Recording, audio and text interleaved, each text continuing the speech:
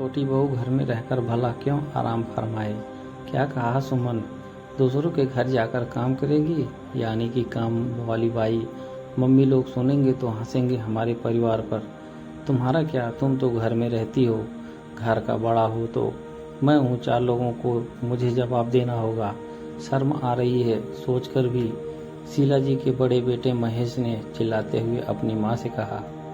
बेटा, शर्म तो मुझे भी आती है जब तुम और तेरी बहू मिलकर मेरी और अपने छोटे भाई के परिवार की रोटी गिनते हैं। माना वह तुमसे कम कमाते हैं, लेकिन यह भी तो देखो, और अपनी बीवी घर के कितने काम बिना 1 रुपए लिए भी फ्री में करते हैं। तेरे बच्चे को स्कूल छोड़कर आना, उन्हें पढ़ाना, दोनों टाइम खाना बनाना, बर्तन मांजने, साथ ही बाजार के सारे काम उनके लिए मुझे पैसे देने पड़ते हैं तो पता चल जाएगा। शीला जी शांत स्वर में अपनी बात रखते हुए बोली। मम्मी, मीरा नौकरी कर कमा कर लाती है, आपकी छोटी बहू की तरह घर में आराम मतलब हाउसवाइफ थोड़ी ना है। घर में रहकर अगर उसके 2 काम फालतू कर दिए तो क्या आफत आ गई। महेश अपनी पत्नी की सिखाई बातें अपनी माँ से बोला। हाँ बेटा, यही तो मैं कह रही हूँ, छोटी बहू घर में रहकर क्यों आराम फरमाए। जब बड़ी बहू बाहर जाकर इतनी मेहनत करती है तो इसे भी थोड़े हाथ पैर तो चलाना चाहिए, वरना घर में बैठी बैठी मोटी हो जाएगी और फिर घर की खर्चे का सारा बोझ तुम दोनों पर डालना भी तो ठीक नहीं है।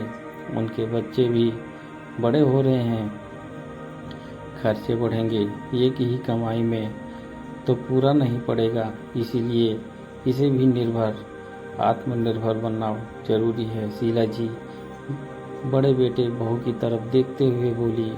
अरे मम्मी, आपकी बेटी तो यूं ही नाराज हो रही है। देवरानी जी तो बहुत काम करती हैं, फिर उनके बच्चे हमारे बच्चे से अलग थोड़ी ना है, हम मैनेज कर लेंगे। ऐसी नौकरी करने की ज़रूरत नहीं। शीला जी की बड़ी बहू बात बिगड़ती देख मीठी आवाज़ में बोली, क्योंकि उसे पता था कि अगर देवरानी भी काम करने के लिए बाहर निकल गई तो पीछे से घर का सारा काम उसके सिर पर आ जाएगा, जिसकी उसे आदत नहीं। फिर काम वाली का खर्चा, बच्चों की स्कूल बस और भी बहुत से खर्चे सोचकर ही उसे पसीने आने लगे थे। नई बहू, कब तक तुम दोनों इनके खर्चे पूरा करोगी। इन दोनों को अपनी जिम्मेदारी उठाने दो, और हाँ, एक ना एक दिन तो दोनों परिवार को अलग होना ही है। तो क्यों ना शांति से दोनों भाई अपनी अपनी रसोई अलग कर लो। ना कामकाज की झिक, ना खर्चे की लेकर कोई रोज रोज का नाटक। और हाँ बेटा, कोई काम छोटा नहीं होता, बस हमारे देखने का नज़रिया उसे छोटा बना देता है। वैसे तुम शायद भूल गए कि तेरे पापा ने भी तो सब्जी की छोटी सी दुकान से तुम दोनों भाइयों को पढ़ा लिखा कर अपने पैरों पर खड़ा किया है। साथ ही साथ उस छोटी सी कमाई से तुम दोनों के सर पर छत का 2 मंजिला मकान भी बना दिया है।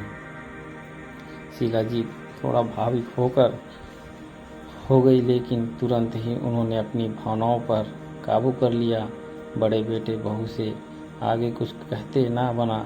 शीला जी की छोटी बहू ने 3 घरों में खाना बनाने का काम पकड़ा।